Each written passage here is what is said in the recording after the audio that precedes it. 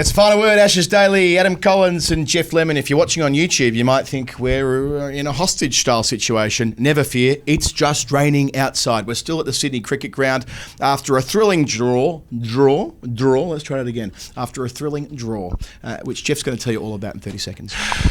England started the day with 10 wickets in hand, 358 behind. That didn't matter. Runs didn't matter. 3 down by lunch, but Zach Crawley played beautifully, smashed 77, looked really good, and then got a Yorker from Cam Green that knocked him over. Scott Boland picked up a couple, Lyon picked up one, and then it was Stokes and Bairstow again, fighting through. Stokes made 60, Bairstow faced 105 balls, got out in the last hour. Jack Leach came in, 34 deliveries, battled it out. Steve Smith got him out with 2 overs to go, bowling spin because they couldn't bowl pace because of bad light, and Jimmy Anderson hung on, 9 wickets down.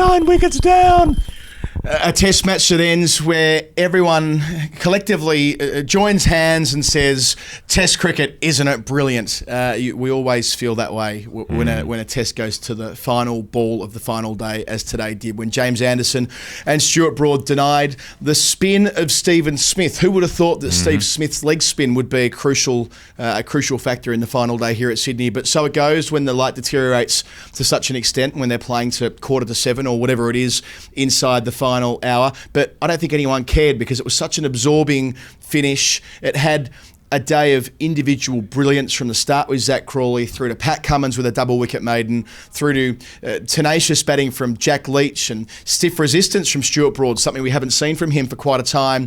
And then Jimmy. It's always Jimmy at the end. It's been Jimmy at the end so many times in Test cricket. Indeed, it's been Jimmy at the end in losing efforts more than anybody in the history of Test cricket, batting to the death and being there as the other team were celebrating. But not today, because he was able to keep out Smith at the very end and England leave Sydney with the scoreline still 3-0, but as Joe Root said to me when interviewing him after play, deeply relieved. Well, they can't get whitewashed. And I said this to people at the start, it's really hard to get whitewashers because it's really common that there'll be a draw somewhere along the way. And here it was, but my God, England had to fight for it.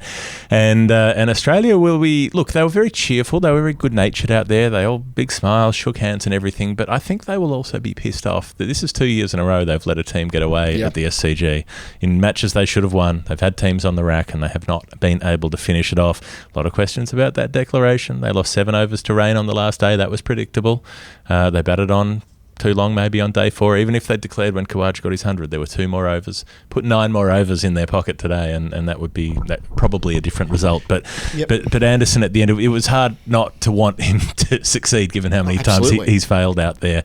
And he was very resolute. He just had to face out the last over, the last 6 balls, and he got through it and got the job done, and England takes something out of this series. Yeah, look, I wouldn't be losing any sleep if I were Pat Cummins over the declaration, because we are genuinely talking about 2 overs, and you couldn't have foresaw. I mean, it was a potential case of losing time to rain, as has been the case throughout the Test match. Yesterday, as it happens with the worst forecast, was the only day we didn't lose any time. I think all up it was cumulatively 50 or so overs. But plus a lot of overs to slow over rates.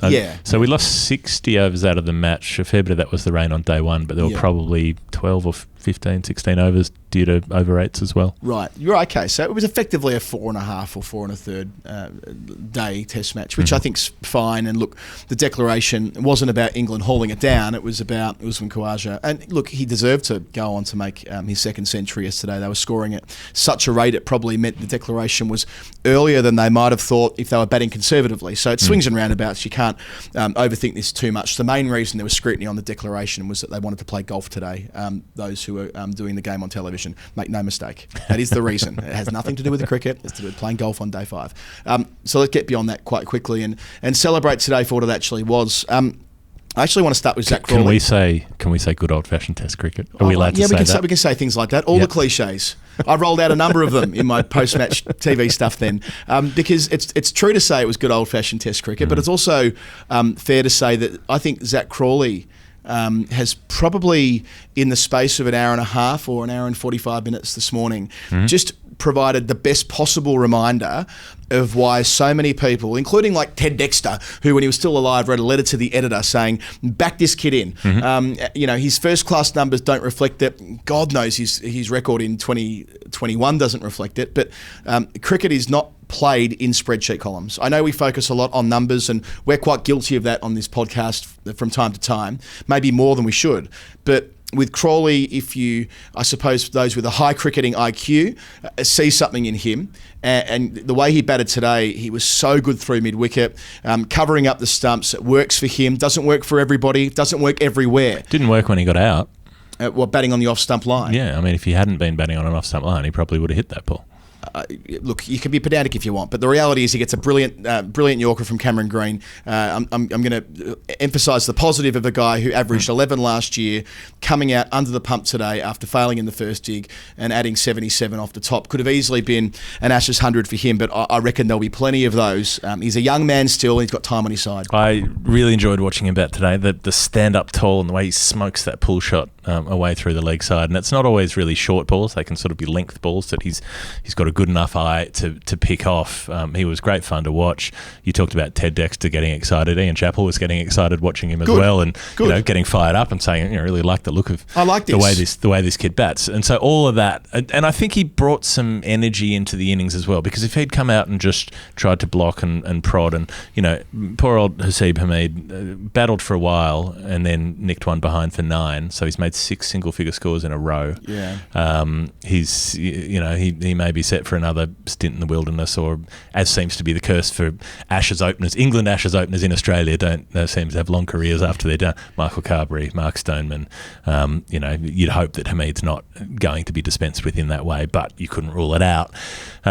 Crawley brought a bit of fun to it. He brought a bit of flair to it, and I think that helped. That helped Stokes and Bairstow coming in afterwards, because they didn't bat super conservatively. No, not at all. They were defensive, but they still played shots when a ball was there to play it. Stokes still played slog sweeps. They still banged line down the ground. And it made it feel like it was a contest, not like it was a siege. And so it was a very different atmosphere in the second session. So when they were 3 down, Root gets out after lunch, and we sort of glossed over just how well Scott Boland bowled. He got Hameed first, and then Root again. So he's got Joe Root out 3 times without Root scoring a run from him in a row. 3 times in a row. Yeah, of course, Melbourne second innings. Yeah. So extraordinary from Scott Boland, and Lyon ripped through Nathan Milan easily, bogged him down for 3 or 4 overs, and then just got the slider, the one that got Stokes in the first innings, to go through Milan and hit his stumps. So when they were 4 down for not that many, it looked like they were in strife, but it was Stokes and Bairstow going, all right, let's take it back to them. Yeah, just to skip through a couple of those briefly. Hameed, I don't think he'll play next week. I feel for him, because I felt like he because he's obviously so down on confidence, he's second-guessing everything that he's doing. And his beautiful, simple technique that we've become accustomed to in England, and it's not a huge stretch of time. It was 3/4 of a county season, and we all watched him on the streams and saw the highlights packages and saw the numbers and the crease occupation and so on. And it looks like he's got a game that's going to make it at the next level. But extra pace plus down on confidence plus a bit of bad luck. Although he did get a bit of good luck when Alex Carey shelled him on 9, but he was out on the same score. And so it goes. Milan, pretty good contest was emerging there with Lyon, but he looks exhausted. He did so much of the heavy lifting at Brisbane and Adelaide. Then a failure in the second innings at Melbourne after getting a start in the first dig.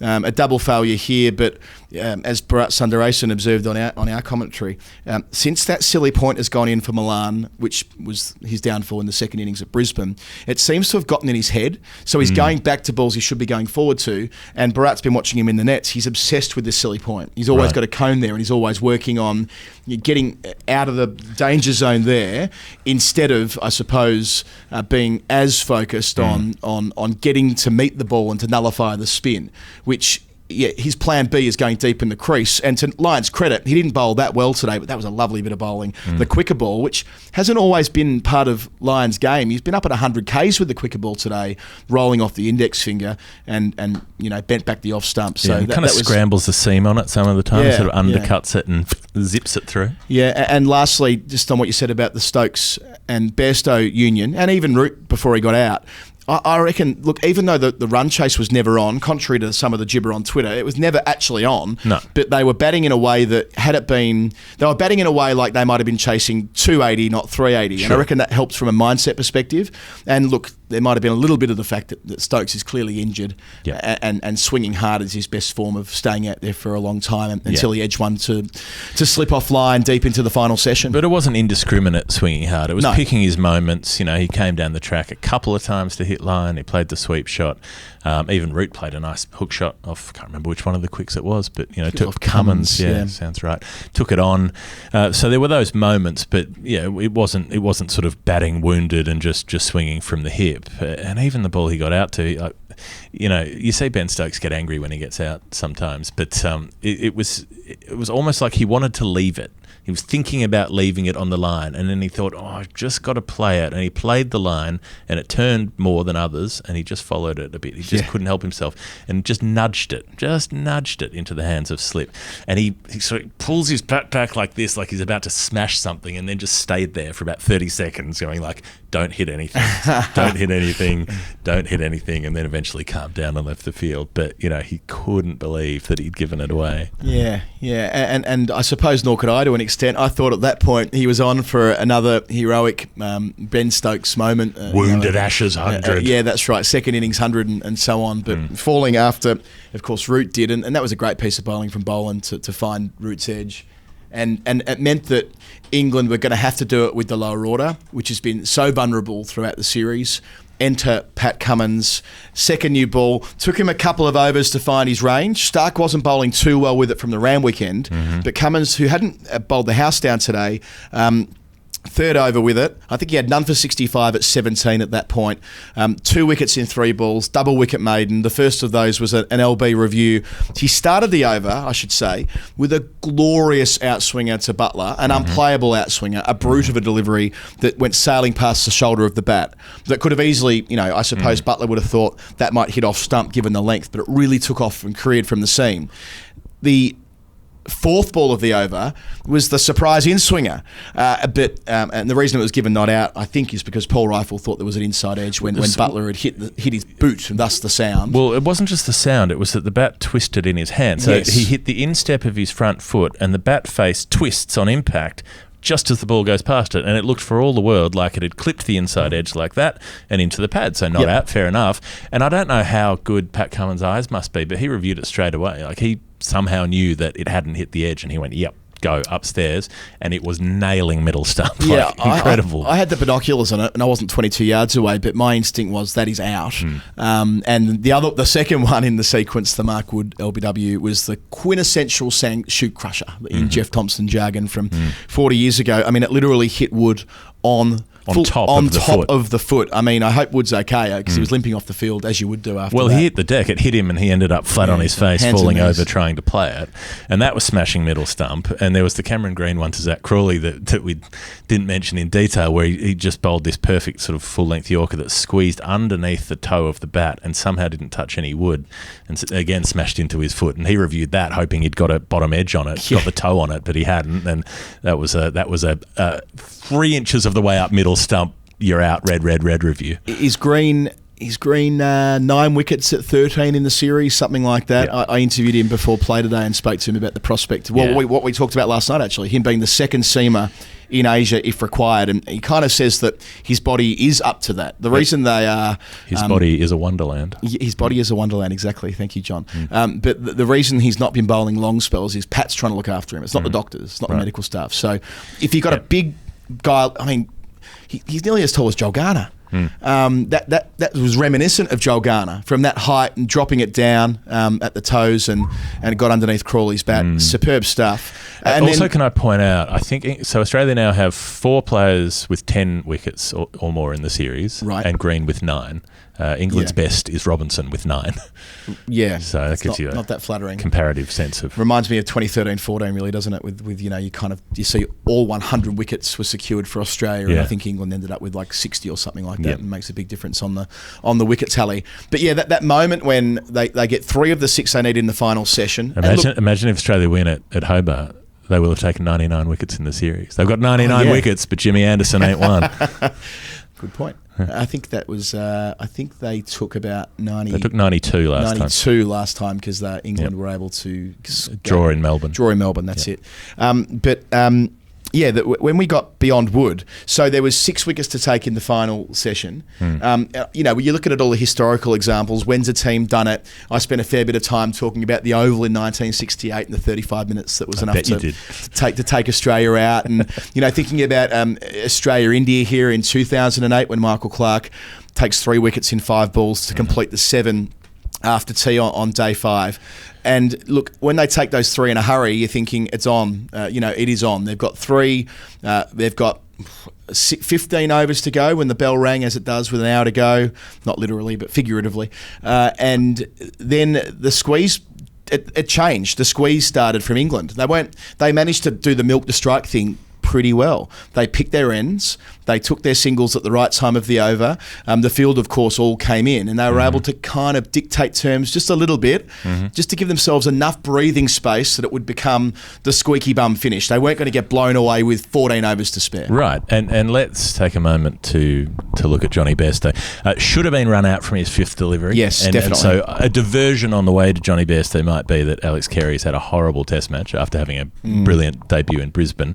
It's hard to talk about Carey because people get very defensive of him, but yes, he took 8 catches in Brisbane on debut. Fantastic. They were all pretty regulation catches. He's got a real problem to his right-hand side. He's missed 4 in the last 3 tests when he's had to not even dive, but lunge to his right. His right leg collapses and he just falls over at the ball. He doesn't take off at the ball, and he doesn't sidestep to the ball when he could. So he's let a couple go through between him and first slip. He's dived in front of first slip and dropped one, and he dropped another, just sort of leaning away in the second innings here. And then he, most importantly, messed up that run out, which if he'd got Bairstow at that point, having faced 5 balls, England were losing the Test match, no doubt. Bairstow ends up facing 105 balls and really dug in for the second time. Yeah. So I think Andy Zaltzman said he's never in a Test match faced 100 balls in both innings. And he did that here, made his 113 in the first innings, and then batting through into that last hour when he was finally brought undone. Scott Boland again, of course. Who else would it be? Decking back off the seam, inside edge, and they'd put a silly mid-off in, and he took the catch. Marnus Labuschagne under the lid took that catch, and Did you see the little byplay out there with the silly point and how that all came to pass? Bharat picked it up. He's so perceptive with these things. Steve Smith told Pat Cummins, Marnus is fielding there. Okay. Steve Smith just said, he took control of the situation and said, to seamers and to spinners, Marnus is fielding there. And so Marnus stood, and so the inside edge went from Johnny Bairstow. So Steve Smith is there as vice-captain to aid Cummins and to show his experience as a long-term Test player and a former captain and I suppose a veteran now, a senior pro. And that's when that long-term experience really pays dividends as I don't know why, but there's a siren blaring through the ground. This is when we've been talking too long on the podcast. The alarm goes off. So you may just have to put up with that in the background. What are we going to do? But just on Bairstow, sorry, just a full stop on that. For the guy who had the worst record in Test cricket for 3 years cumulatively, for anyone that batted between 1 and 7, to start 2022 with a century and batting the way he did today, good on him. Like, I'm so happy for Johnny Bairstow that he's been instrumental in England squaring this match, or splitting the difference in this match. And you could see it with Joe Root. He's just chuffed for a guy he's been playing cricket with since they were 9 years old. And today he really stepped up for his friend and his captain. I think that was pretty special. So Bairstow gone inside the last hour. They had 9.5 overs to go at that point, I think. Yeah, that feels about right. He was out He was out at 91.2 is when he was out, and they faced 102 overs. So 11 overs left. Right. A little bit. So at that point, Jack Leach has to then become the senior pro. Yeah. But Stuart Broad comes out, and I thought they played it really well because Australia had the field. Everyone was up. They had leg slip, leg gully, 4 slips, regulation gully, bat pad on either side. And so there was no one to stop runs. And so any time one of those two hit it anywhere, they took a run. And that was great. It meant, the bowler's got to reset. You're bowling to a different player, different length, different height, all the rest of it. Both of them left-handers, but still, it just meant changing things up. Whereas I think if they'd tried to just sort of play out an end each, it probably would have ended in tears. So they did that really cleverly, ended up scoring quite a few runs. Not that it mattered, but it helped give them some sort of sense of momentum. And then this is where I thought Cummins made a real mistake. So with about 6 overs to go, he brought Nathan Lyon on. Scott Boland had been bowling beautifully. He'd got Bairstow out. He looked deadly every ball that he bowled. Nathan Lyon bowls a couple of overs, and then when they get to within the last 3 overs, the umpires say it's too dark, you have to bowl spin.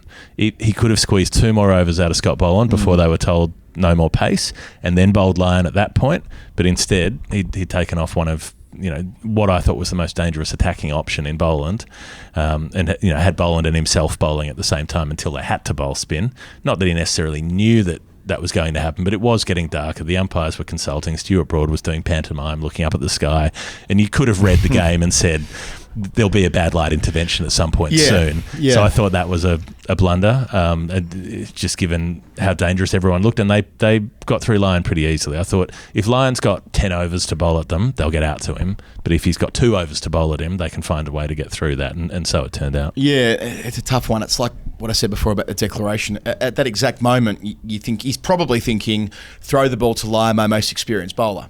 That's probably the thought process. Boland's playing his second test, and for all of his brilliance across 2 weeks at Melbourne and Sydney, Nathan Lyon is the guy with 400 plus wickets, and you just want that guy to have the ball at the end. And he picked up Ben Stokes, and you kind of sense that that's why it happened. But you're right. Had he had his time again, I'm sure he would have done, as you say, and stuck with pace until it wasn't permitted.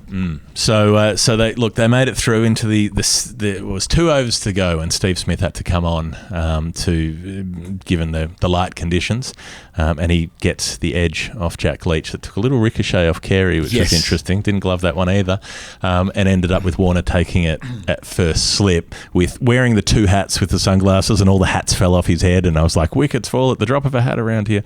But I said that to myself in my head, but that may not have quite landed on radio.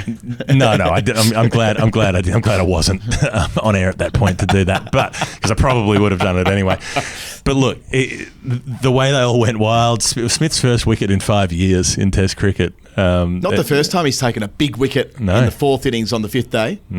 Remember Faf du Plessis, Cape Town 2014, when that looked like Faf was going to steer South Africa home. Everyone remembers Ryan Harris. People don't tend to remember Stephen Peter Devereaux Smith. Did you know he started out as a leg spinner? It's a crazy story, this. Let me walk you through it sometime. How about him getting the Guernsey ahead of Marnus? Yeah. He didn't bowl that well, Marnus, when he was used. But it's interesting that, I suppose, if you're wargaming that, Labuschagne, given that he's taken an important wicket late on day 5 too at Manchester a couple of years ago. But he did bowl poorly, and Smith's he gives it a rip and he throws it up, and they had left-handers with rough, and I thought it was Smith bombs it into that rough, and he's more likely to get it to jump. So that, Stuart Broad then has 1 over to face, and he blocks it out, and he can't get a single and can't keep the strike, and Anderson's got to have strike, and he's just come out, and you're thinking, oh, it's going to happen again, isn't it? It's going to happen again. It's Leeds 2014, second last ball or whatever it is. Yeah, head on the bat handle on his haunches, but he faced out the over from Lyon and just stepped across and stabbed everything into the ground and got through it without incident, really.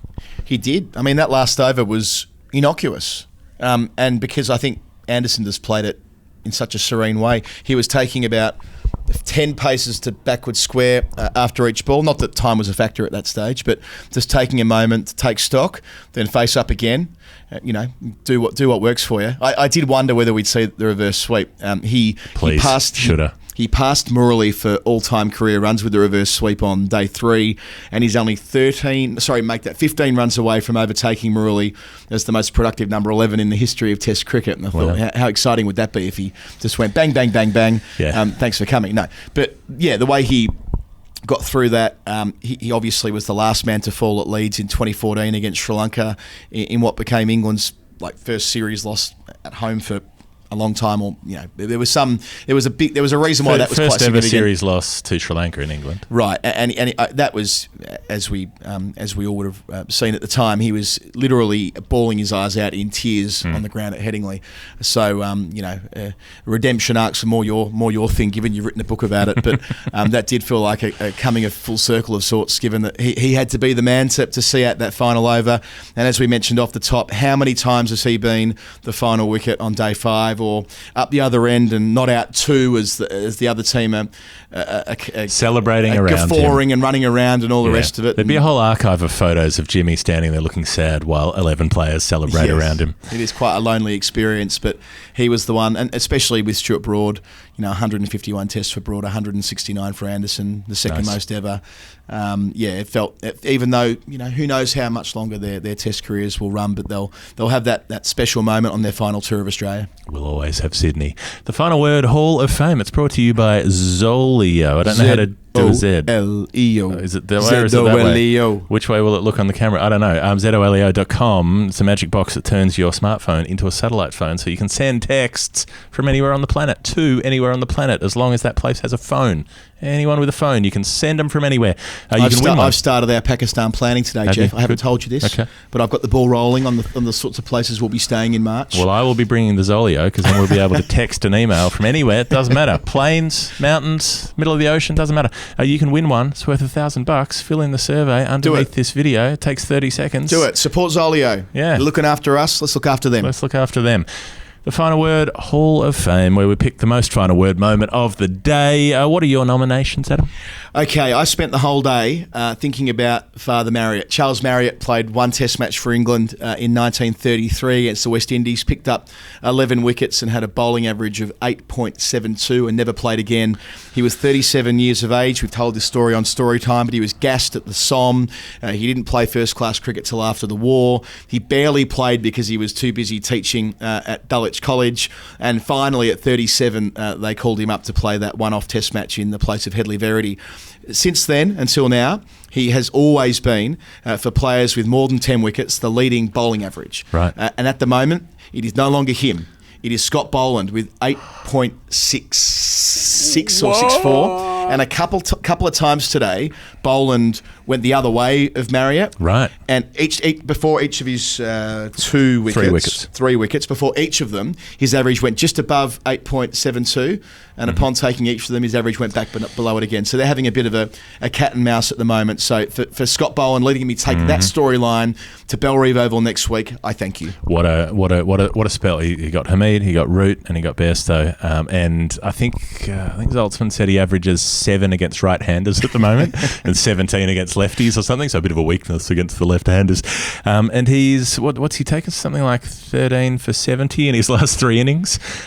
He's having a good time, Scott Boland.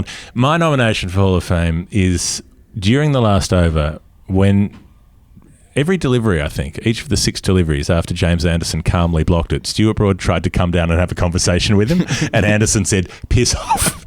Just send him back. Nah, not coming. Not walking down to the middle. Don't need to bump gloves. Don't need a chat. Don't need encouragement. Leave me alone. I know what I'm doing, or at least what I'm trying to do. Yeah, or I do not want to be distracted by Stuart Broad when I'm trying to do what I'm doing, because whatever Stuart Broad can add to this, it will not help. I liked it. It was the work of a senior pro, and it was very funny. On the other side of that, I quite liked how Usman Khawaja, who I would listen to, went up to Steve Smith halfway through the over. Who knows what he said, but that's that leadership thing that we talk about with Khawaja a lot, and knowing when the right time to intervene. Also, I want to pop in the Hall of Fame, or the anti-Hall of Fame, Marnus, for trying to get Pat to review something where the ball missed by an entire bat width, or maybe more. More, I think. And then, about this much. And then contributing to the conversation, which saw them review against Leach, I think it was later on. With a supposed edge behind that wasn't. And look, again. And he goes, I heard a sound. I heard a sound. And Cummins said, was it a good sound? And he said, yeah, it was a good sound. Yeah, I put this on Twitter. I mean, the reality is that Pat should never allow Marnus to be part of those conversations. No, the fact that people were saying, like a year ago when they lost to India, maybe Marnus Labuschagne is the next Test captain of Australia. No. Never, ever, ever. No. Unless something radically changes in the next 10 years. Never, ever, ever. Best batsman in the world? Well, near enough. Ranked number 1. Let him do that. Let him never, ever be part of the conversation around DRS or anything remotely like it. Yes, I think Pat Cummins has had a good match with DRS. A good time as captain with DRS aside from that. Anything else? I've got more. I've got Pat Cummins wearing a helmet. How often do you see a fast bowler wearing a helmet? That was great. The fact that he wore it out to point as well when he was in the outfield, probably on the one-day circle ring, but still wearing that. The Scott Boland play around with the crowd when he was running fine leg to fine leg and kept misfielding. For a man who's been perfect in Test cricket, he wasn't perfect on that measure. And there was a 7 in the Test match at Christchurch today. There was. There have been 4 8s in Test cricket, if you're curious. I looked it up today. Okay, there have been 6 7s in Test cricket. Chris Rogers is the last one I remember in 2015. It was here, I think. I thought it was at the Oval, but I can't remember. Who knows? He did it anyway. Anyway, yeah, this one was dropped at third slip. Oh, the one in the Bangladesh one. Dropped a third slip, went down to the fence, and then got thrown back and missed the keeper and the bowler and went for 4 overthrows. So it should have been a wicket and was instead 7 runs. Poor old Ebadot Hussain, who took all the wickets in the first test, didn't go so well this time. They were 1 for 350 or something, New Zealand. After Ebadot had Latham, I think it was Latham, might have been Young, out twice in and over, both overturned by DRS. Yeah, and it was Young who edged to slip as well. So last bit here is that at one stage today, Zach Crawley had 77 of the 91 runs on the scoreboard. He did. Yes, we got all of your tweets about Bannerman. Yes, he was on 84.6% at the time, but you can't go too early on Bannerman. I didn't 2 get or 3 involved. wickets down. It's not. Someone will always mess it up. You've got to be like 5, 6, 7 down before we can start talking Bannerman seriously. 5, 6, 7, 8. My boot scooting baby is driving me. Yeah. My obsession for the Western Dance all day. Yeah, whatever it is. Anyway, that's it, I reckon. I think that's enough. Yeah. I think that's enough. I think if we're talking about steps and it's half an hour into the show, it's time we say goodbye. At that point, we should be talking about 12 steps. This has been The Final Word. Ashes Daily, thank you for listening or watching, being part of what we're doing. And we'll be doing stuff this week. We'll have a daily show dropping on, make that a weekly show. Dropping on about Tuesday. We'll have a story time going out about Saturday during the next test match. And of course, we'll both be at Hobart making the Ashes Daily. If you like what we do, you can follow us in all the usual places. Mm-hmm. You can support us at patreon.com. Not the street. Don't follow us in the street. The Final Word. If you want to contribute to what we do financially, that would be very kind. We're going to be everywhere through the next couple of months. Geoff will be at the Women's Ashes. I'll be back in England soon enough, and so it goes. But we're very fortunate and privileged to have been here at the Sydney Cricket Ground at a test match that finished on the final ball. Had a number of individual brilliant performances, and that is enough of that. That is enough of that. Final Word. God, Adam that was Collins, fun. Geoff Lemon. Catch you later. That was fun. That was so much fun.